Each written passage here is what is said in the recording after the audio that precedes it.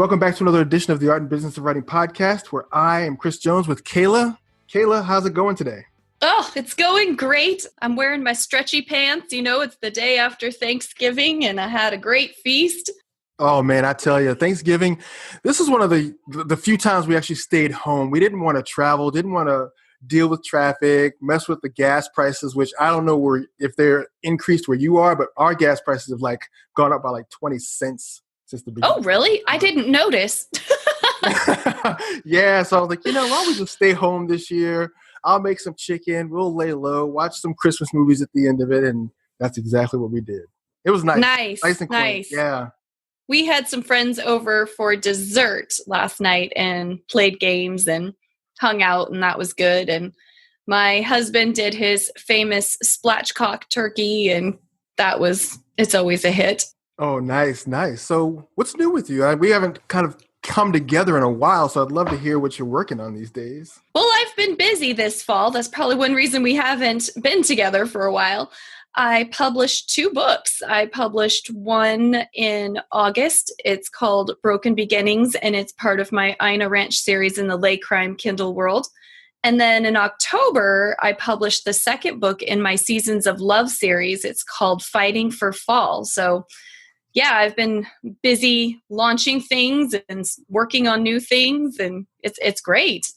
No, that's always great. I mean, being a productive writer is such a hard thing to do for a lot of writers, because I think we get caught up in trying to be productive, but then life catches up with us and we've got day jobs and we've got this or that or kids sports. So it's really cool to hear that despite, I know you have a family, that you're still able to make sure that you dedicate time to your family and still get all that writing done. It's a challenge, but it's a priority. So I'm the only one that can get this stuff done, and I've committed to it. Oh, yeah. So how's your Nano? I know that we've been doing Nano in our group. How are you doing these days with that? You want to share that with our listeners? Well, I'll share. I am definitely not going to hit the 50K like I wanted to. I'm working on the 3rd book in my Seasons of Love series for Nano, and it became apparent very quickly that I probably wasn't going to hit the daily word count. However, something very good has happened.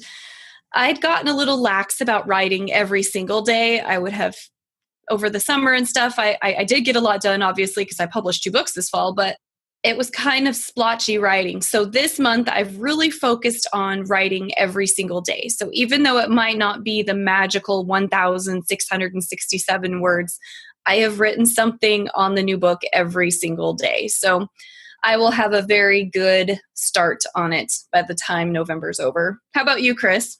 Very good. Yeah, me, I've been writing, I've gotten close to 40. I'm not far off. I should be done on time, maybe a day or 2 early, I'm hoping, but it's been good for me. I've been focusing on writing personal stories, a lot of just kind of backstory for myself, really self-discovery stories. And it's been really eye-opening for me, but it's been fun. Some stories have been challenging, but I've enjoyed doing it. And I'm not sure that I will actually physically publish anything with it. I'll share some of the stories maybe on my blog or something, because I think there's a lot of great lessons from my life that I can share and pass on. But it's been fun. It's been fun this year to do it without the pressure, I think, of publishing.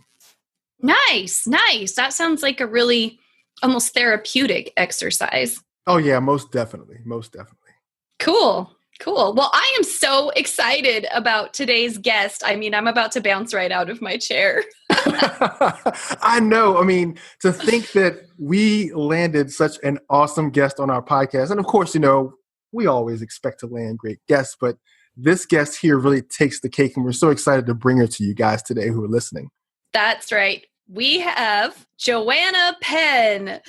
She is an award-nominated New York Times and USA Today bestselling author of thrillers under the pen name J.F.Penn. She also writes inspirational nonfiction for authors and is an award-winning creative entrepreneur and international professional speaker. Her site, thecreativepenn.com, is regularly voted one of the top 10 sites for writers and self-publishers. Ooh, exciting. So let's cut to the chase and dive right in. So without further ado, we'd like to bring you guys Joanna Penn. Joanna, welcome to the show. We're excited to have you today. Oh, I'm so excited to be here. Thanks, Kayla and Chris. Can you take a moment to expand on your bio for our audience? Yeah, sure. So I guess, sort of winding the clock back, and many people might still be at this stage. I always wanted to write, but as you do, you get a proper job. And I worked as a cubicle slave for many years, implementing accounts payable into large corporates, which really is deathly boring, but it pays very well. And so I had this sort of golden handcuffs thing going on, but I was very miserable. And, I got to a point in my life, you hit 30 and you're like, what am I doing? This is completely pointless. And I was like, okay, well, how do I know what I want to do with my life? And so I started reading a lot of self-help books and, discovered that if I put my mind to it, I could change my life, sort of good American Tony Robbins, law of attraction and all that. It was around that time when The Secret came out. And so I started to put that into action. And I think that's the big difference. Like it's all very well thinking, I'm going to be a writer, but unless you actually put it into action, nothing happens.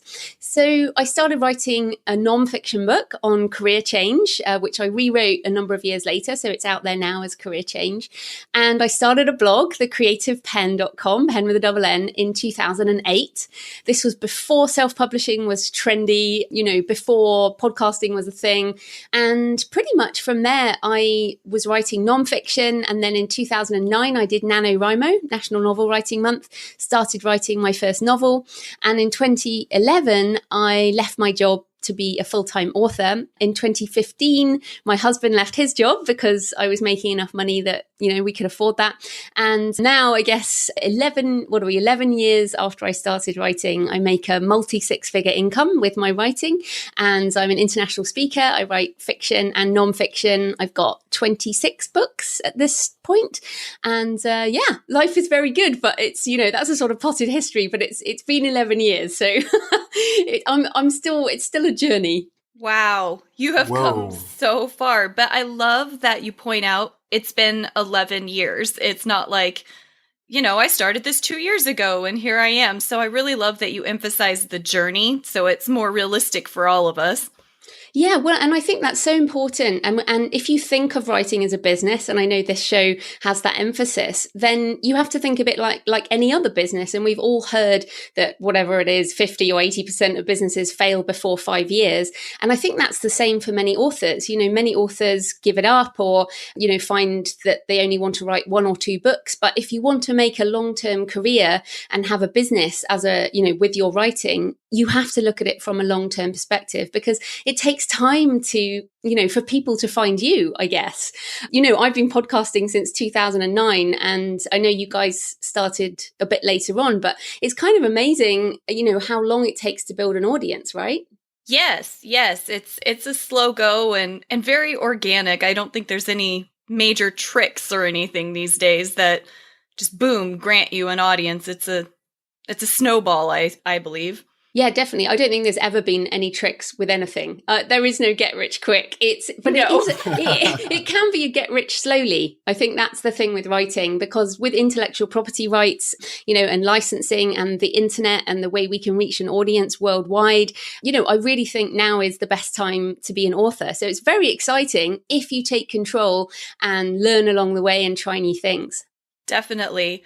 And you have set us up perfectly to talk about our first topic, which is mindset. I know that's something that a lot of authors need help with, is getting their head wrapped around all the ups and downs of being an author. And so you've written a book about it. So I thought maybe we could talk about that. Yeah, sure. The Successful Author Mindset, which I put out last year. And it came from, I wrote a blog post about the roller coaster of being a writer, that feeling that, I love writing. It's the best thing. It's all I want to do. And then I hate writing. It's such hard work. It just takes it all out of me. And, I want to be rich and famous and be like, have a film thing. And then I want to be on my own and I don't want anyone to know who I am. So no one will ever attack me. And there's all these kind of dualities on the mindset side, the self-doubt, the fear of failure and rejection and judgment. And we all go through the same stuff. So when I wrote that book, it was, it's okay, we all feel this type of approach. Right. No, that's so true. And I'd like to unpack some of those thoughts in broad strokes if we could. I mean, because you do talk about the relationship between writers and self-sabotaging behavior, like doubt, like fear of failure, and even perfectionism, which I think really is a bane for a lot of writers. How can authors spot these habits and patterns creeping into their life and their writing? Right. Well, I think the main thing is once you understand that everybody feels this way, is to kind of acknowledge those feelings and don't let them drag you down. So if you're feeling self-doubt, it's okay, I'm feeling self-doubt. What are the practical things I can do? So, for example, when you feel that your writing is a pile of crap, which many people do, many writers who've been writing for sort of 40 years feel their writing is a pile of crap. You can, as independent authors, this can be particularly difficult. So the main thing is, use professional editors. So go through a professional process to make your work the best it can be, and then get it out there. And I was talking to someone this weekend at a writers' conference, and really the difference between the professional writer that who has self-doubt and the other writer who hasn't yet published is that the professional writer is just living with that self-doubt, so acknowledging that it's there and doing it anyway. It's that kind of feel the fear and do it anyway type of thing. So that's one thing, is kind of acknowledging that it's happening and acknowledging that other writers have this, and you just have to publish and you just have to take that as part of the creative journey. And then also, I think, another thing would be developing professional habits so that you have a framework for your creative process. So, for example, this morning, we're talking in my afternoon in the UK. And this morning, I was actually in the cafe at sort of 7:30 my time, because it's getting dark now. It's autumn. I'm normally there at 7. It was just so hard to get up. But I'm there first thing in the morning, and I do my writing. And, sometimes it's great, sometimes it's not great, but that's what I do. I go and do that. And if you have those kind of creative frameworks that you can do, and you don't question whether or not you do them, like brushing your teeth is one of those habits, you just do it, then that will help you kind of live with some of your doubts and fears. Yeah, that makes a lot of sense. So what can you say about comparison? It's really hard these days with social media, and so we can see what other authors are doing and how successful they're doing, and then we compare ourselves to them and feel discouraged. Why should we not compare ourselves to other authors? Yeah, it's a really great question, and it's something I struggle with all the time as well. I call it comparisonitis, and it's this kind of, because I don't like the word envy, because envy implies something really negative, as in, oh, I wish that they were torn down so that I could rise up, type of thing, and that's definitely not healthy. But I don't think we can stop ourselves comparing ourselves to other people. So I look at someone like Stephen King, and I'm like, oh my goodness, I wish I could be Stephen King, and then I'm like, okay, he's 70. So I'm 42, and I'm like, could I be the kind of writer Stephen King is by the time I'm 70? Yes, I could, by applying what he has applied to his writing life, which is consistent writing over, I think he started when he was like 14 or something. So, so this is the way to use comparisonitis. It's, okay, why am I feeling this way about this particular person? Because it's interesting, we don't feel this way about everyone. So let's take Hilary Mantel, who, if people don't know, has won the Man Booker Prize several times. Wolf Hall was her most famous book, historical novelist. And the woman that, when I wrote my first novel, my mum said, why don't you write something nice like Hilary Mantel? And I was like, okay, right. But the comparisonitis, I don't feel like I want to be her. She's won these literary awards, but I don't want to be her. So that's fine, because I know that I'm not aiming to win a literary award. Although that might be nice, I do want to have my books made into films and TV shows like Stephen King. I want to be as well loved as Stephen King, and let's face it, as rich as Stephen King. Right?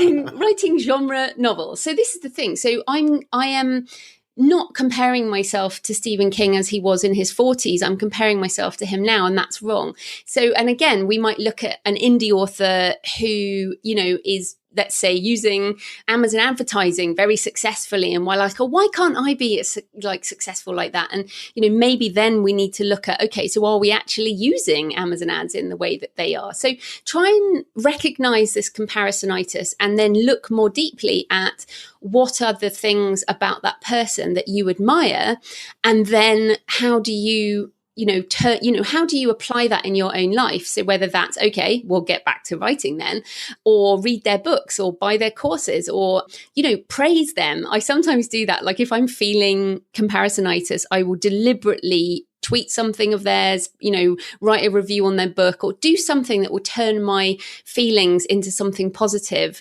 so that I can use their example to further my own career in a positive way. Does that help? Oh gosh, yes. Oh, yeah. That's a great idea, actually. It is. It really is. So, what's been your experience with imposter syndrome? It's common with authors, new and seasoned. Can you encourage our audience with your experiences and how you overcame it? Yeah, I don't think I've overcome it. I mean, it's funny in a way, because I feel like, I've come on your podcast and I'm like, well, who am I to come on your podcast?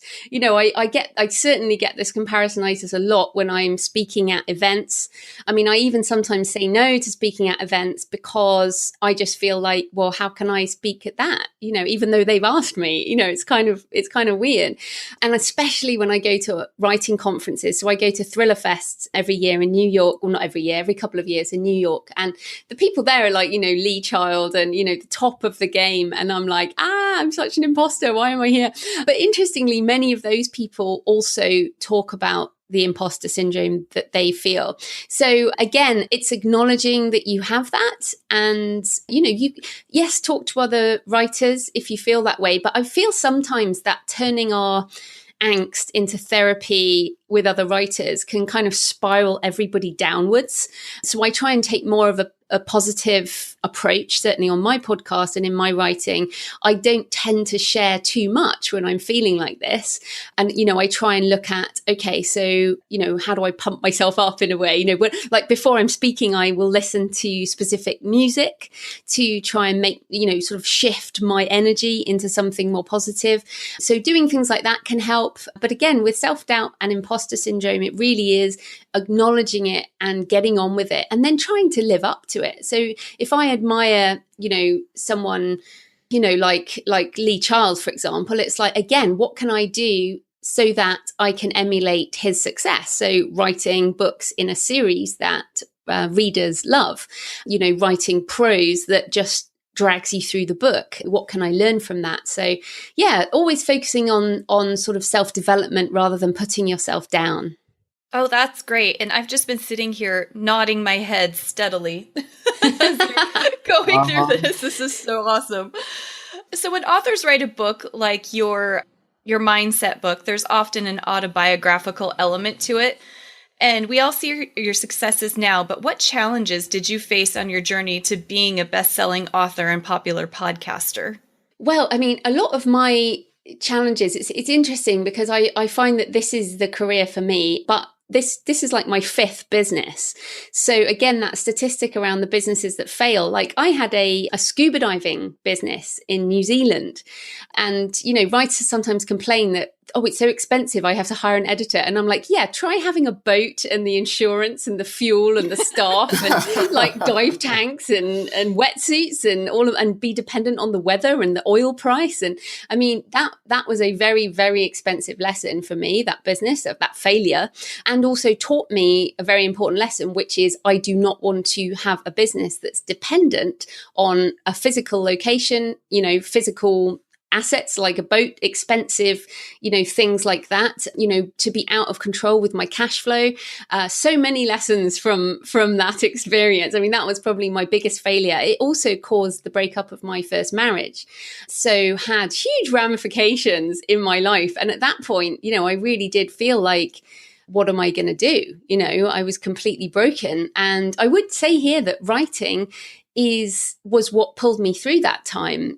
Psychologically, I actually left New Zealand. I went traveling. I was in Egypt and a whole load of other places. And the journals that I wrote during that sort of 4 months after the breakup of my marriage, I don't even recognize that person anymore. But writing can be that therapy. And actually, I'm going to share some of that in the book I'm writing at the moment, The Healthy Writer, about writing as therapy. But, just sharing that story, that was kind of my rock bottom. And from there, I should say, kind of happy ending, I'm very happily married to my second husband now, and we've been married for 9 years, so everything's all good. But that I learned a lot there, and then I went on to do property investment, and learnt the lesson that I don't want to be dependent on physical assets for my income. And then I started writing, and in terms of the challenges, I mean, when you start writing, you have no audience. Like anybody else, winding the clock back, in 2008, in 2006, when I started writing, I had no audience. I had no book. I had no social media. There was no Kindle. There was no iPhone in 2006, if you can believe it. It's kind of crazy to think how different the world was. And yet I wrote down in my diary, I actually found it last night. I was talking to my husband. In 2017, I will be making a 6-figure income as a writer. And I wrote that back in 2007. So that was my 10-year goal. So it's kind of amazing to be here right now, but the challenges have been the same as anyone else. It's been doing the writing, which, let's face it, is a daily challenge, as well as marketing, learning how to run a creative business, and all the rest of the things that we do. Wow. What a great story. And I think it's so encouraging, like, just to hear your progression, like, kind of that you tried multiple careers, you tried different interests, and you really just saw that writing was your true north. That was the thing that really made your heart leap. And it's just great to see that not only that, but that you were able to have the foresight in 2006 when technology was kind of at its infancy for sharing content and writing and books, that you would be a 6-figure author. I love hearing those mindset stories. It's so inspiring. Thanks for sharing that. Oh, no worries. And I would really encourage people to write down your goals. Like, I really am a fan of writing down your goals. And they might be, short-term goals, 10-year goals, big goals, money goals, success goals. I have written down, one of my books, or, my books will be made into film and TV. I write that down every year. And I want to be a 7-figure author. And, given my trajectory financially as a writer, it is simple maths. I know people who make 7 figures, 8 figures, and they just have multiple more books than me. So I know that if I keep writing at the pace I'm writing, then I will get there. So this is the thing. I think we overestimate what we can achieve in a year, and we underestimate what we can achieve in 10 years. I'm pretty sure that's Tony Robbins or someone like that. But, you can do so much over time if you consistently put in the work. Wow, that's powerful. I like that. I like the over and under. That's really good. Now, on the other side of that, you're also known for your marketing skill. You've always had a finger on the pulse of the industry. That's one of my favorite parts of your podcast, is just your opening, where you really talk about what's happening and trending in the industry. How do you recommend authors stay on top of the market the way you do? Oh, listen to my podcast, clearly.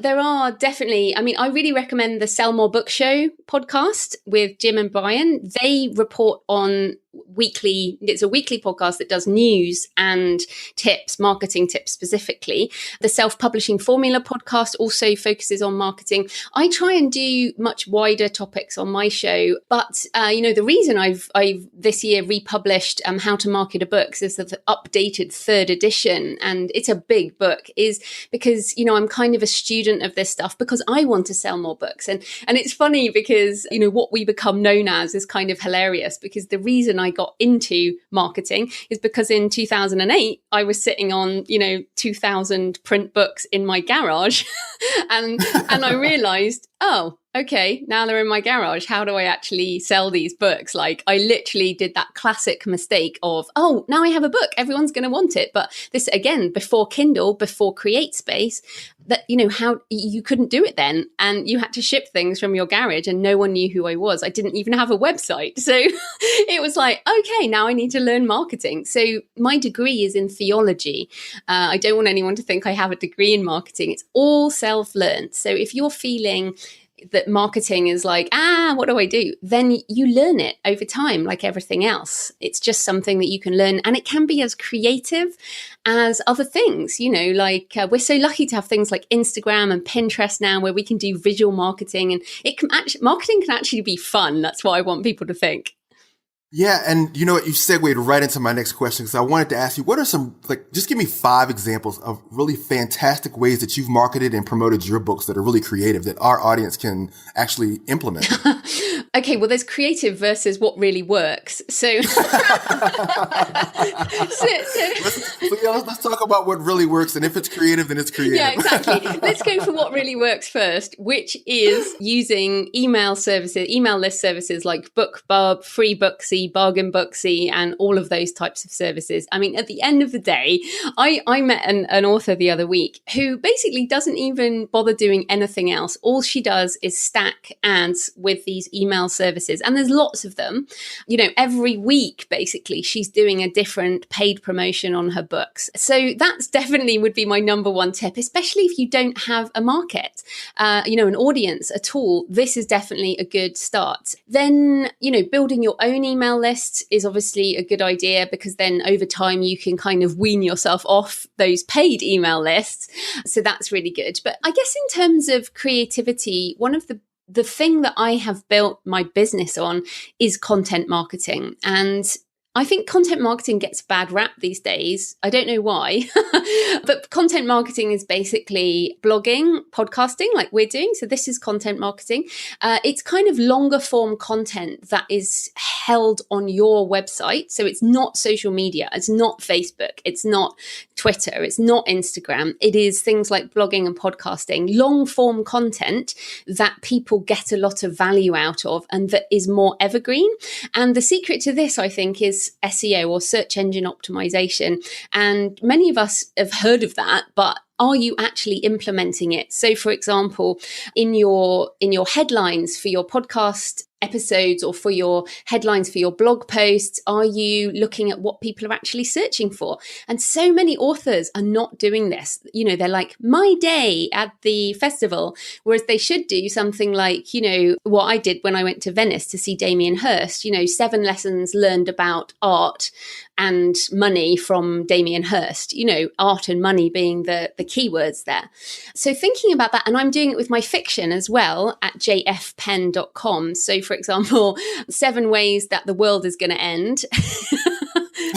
Because I wrote a book called End of Days, which is kind of an apocalyptic one, or 15 strange things to do in New Orleans, or New Orleans, as it is, stuff like that. And I have several books with New Orleans in. So these are the types of things you can do that are creative, but also focus on the audience.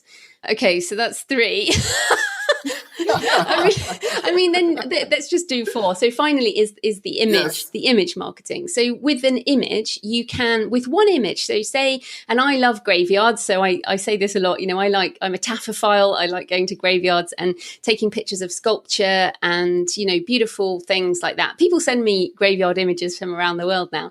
But when I take a picture at a graveyard or of a sculpture or something, so I take the picture. So that's doesn't take long at all. Then I put it on Instagram, on Twitter, on my Facebook page for whichever author brand it's related to. I put it on Flickr, and then I'll send it out to my email list in my next newsletter. So one image that can bring your words alive. And I think, again, authors don't use images enough on their websites. The web now is going more and more mobile, and we're so used to, flicking through things on social media, and images are the things that will make your content stand out. So definitely think about image marketing, whatever you're doing.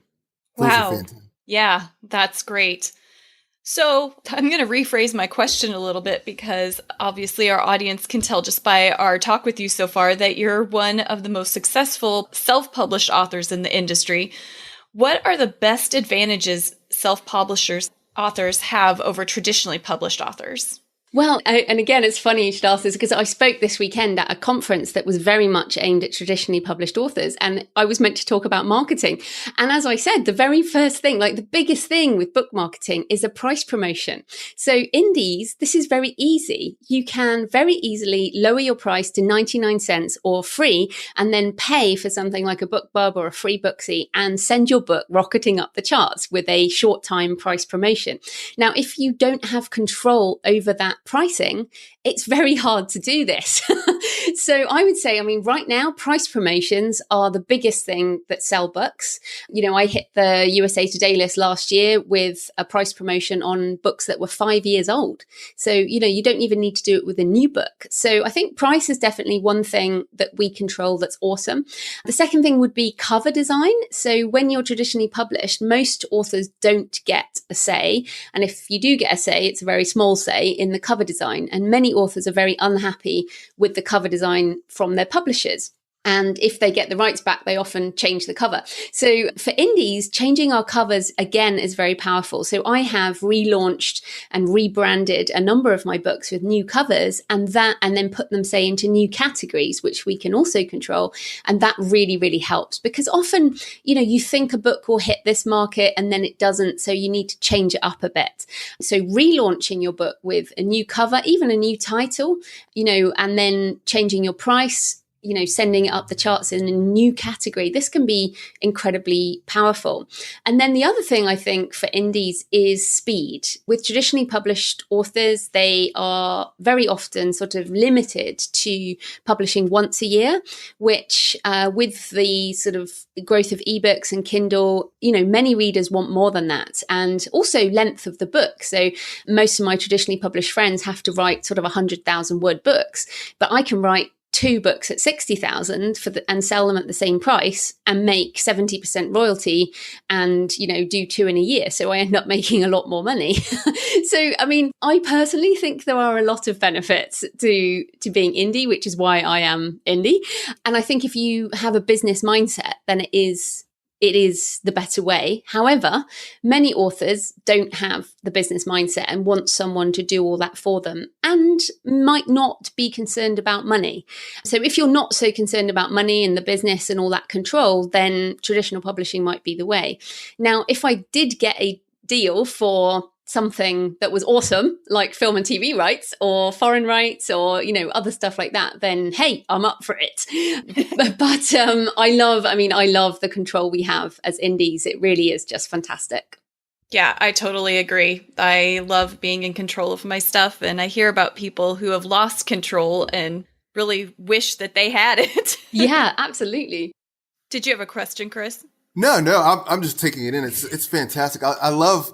I came off a book festival this past weekend, and we had like 140 independent authors there, and it's such a cool thing to see the creativity that comes out of the indie market. And I wish that more people in a general audience space really could see that, because I know a lot of times people gravitate towards the big box stores, the Barnes and Nobles, or the Books A Million, or the big box stores to see all the traditionally published stuff. But there's so many cool and creative things that come out from indie authors that people just aren't hip to. Yeah, I do think this is changing. I think slowly, but if you look at how music has changed, so how independent musicians are doing now and how many music lovers will gravitate to indie musicians or indie film over Hollywood. You've really seen a backlash against Hollywood, in recent years, as their big hits have been more and more samey, along the same lines. The same in traditional publishing, the books that do well in the big box stores, as you mentioned,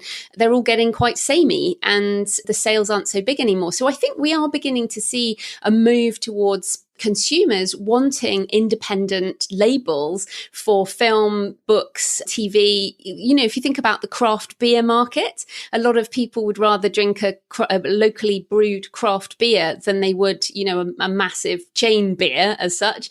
Yes. So I do think things are changing. I think particularly amongst millennials and amongst whatever the other people are underneath that. Is it Gen Z or whatever? Yeah. People in their 20s and 30s don't care so much for the massive brands and are looking much more for the more handmade, the more artisan type of stuff. So I have, and as you say, the energy is there too. And so I think that will communicate itself over time. Yeah. So I want to change tack just a little bit and ask you about Patreon. You've been using it for your podcast. And I'll admit, this is a selfish question. I'm very curious how it works for you. And if you could explain to our audience exactly what Patreon does for you. Yeah, sure. So Patreon is incredible. So it's Patreon. So if people want to have a look. And the idea behind it is that in history, most creatives have been funded by patrons, people who support them financially so they can do their art. And I think really it started in the sort of comic book and, physical drawing art space, and has now moved into writing, into all kinds of things. It's really interesting. I support a number of podcasts on Patreon, as well as authors who, are incredible and need support. And this is the thing. So you can go and have a look at on patreon.com, have a look. It's a bit like Kickstarter in that it's independent creatives, but Patreon is a recurring model. So instead of paying for one big project and then you get a book or you get something at the end, Patreon is like a recurring monthly subscription where you pay a small amount every month.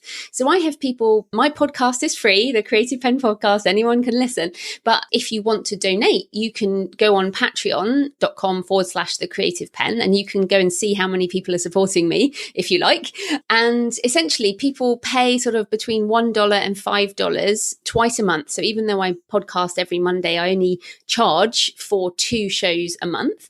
So some people are only sort of doing $2 a month, but it completely adds up. So for me, it's now up to, I think, around $1,400 US a month, which is fantastic because, it's really good. It pays for, so that's about 750 people, some of whom are paying more, 700-ish people who are paying to support the show.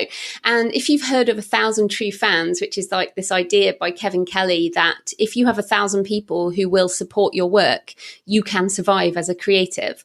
I think it really ties into that. So what I would say with Patreon is a lot of people are jumping in assuming that it's going to be a way to make a couple of grand a month, but it's not.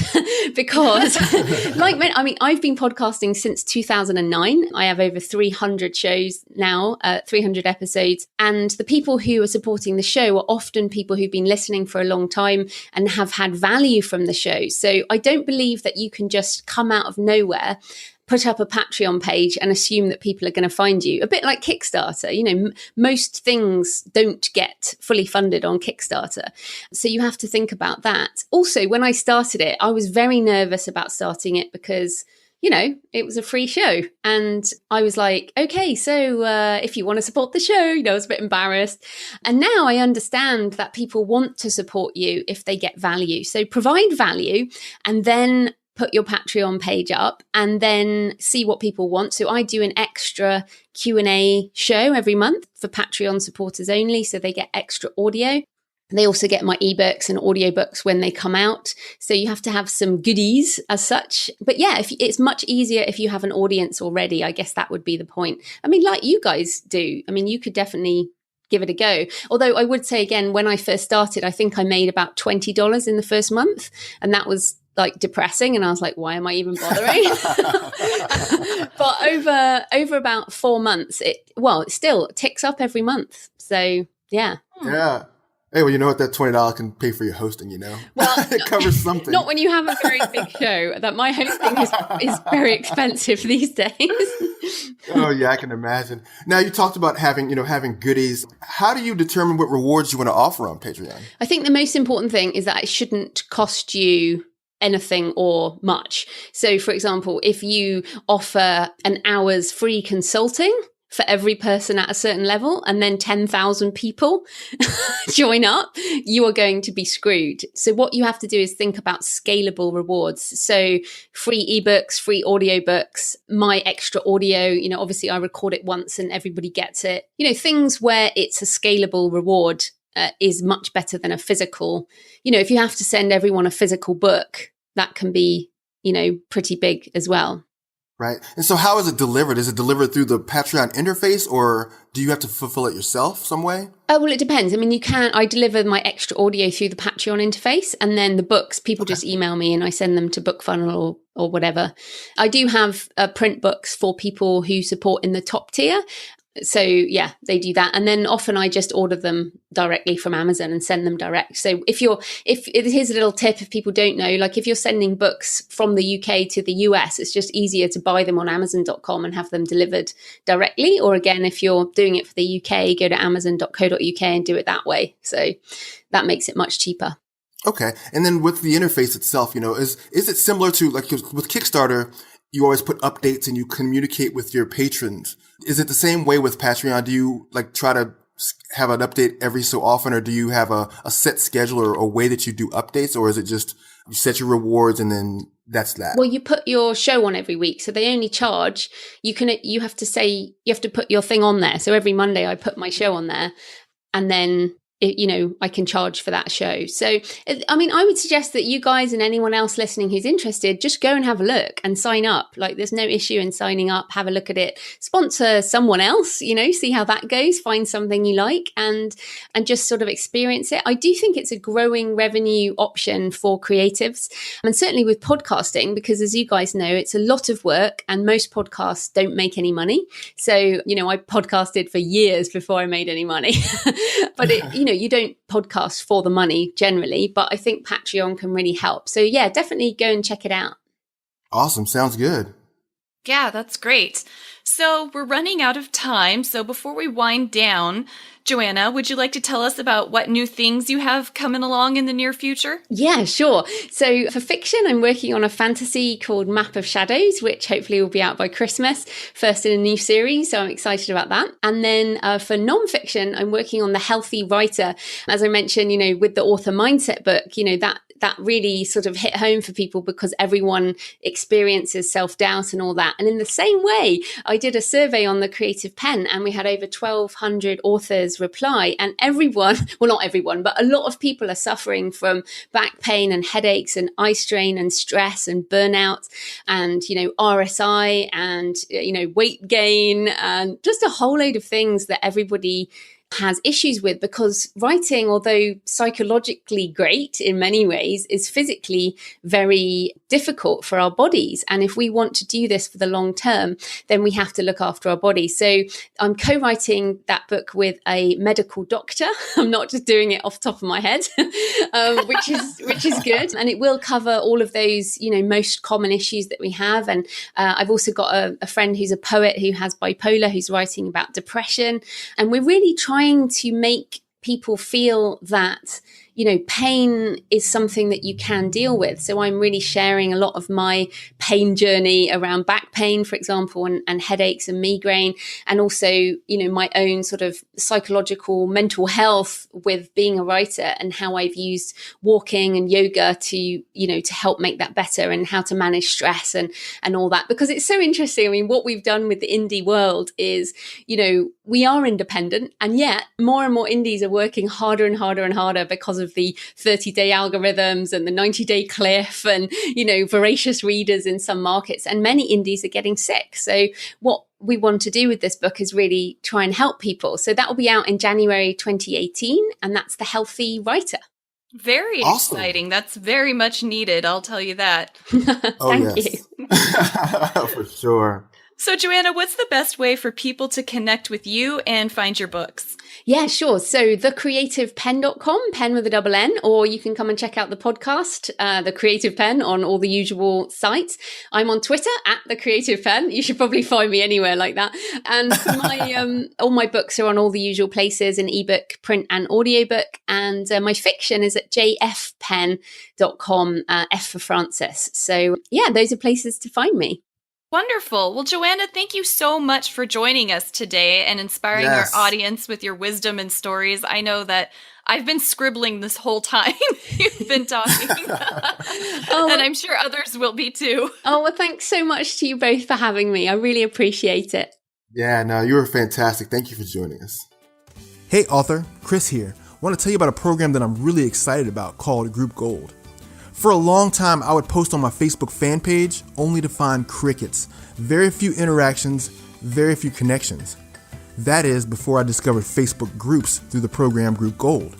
Facebook Group Gold program is the most complete one of its kind to help you grow, engage, and monetize your Facebook group. Mark Mawhinney, the program creator, will walk you through every aspect of how to create, manage, and run your Facebook group so that your tribe is coming to you. Makes it easier, doesn't it? When you've got people interacting with you because they want to be there.